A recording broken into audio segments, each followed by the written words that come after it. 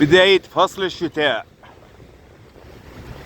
مع أجمل الشتاء الدافئ في اسكندرية الساحرة، اسكندرية الجميلة. اسكندرية ذهبت إلى ثوب الجمال لترتديه، فالثوب الجمال أخبرها إن الكل يرتديه من أجل أن يأخذوا جمال من جماله. لكن عندما ذهبت اسكندرية له لترتدي ثوب الجمال، أخبرها إنك ستعطيني أنا جمال فوق جمالي، وهذا الجمال الذي أخذه منك يا جميلة الجميلات. هذه هي اسكندرية.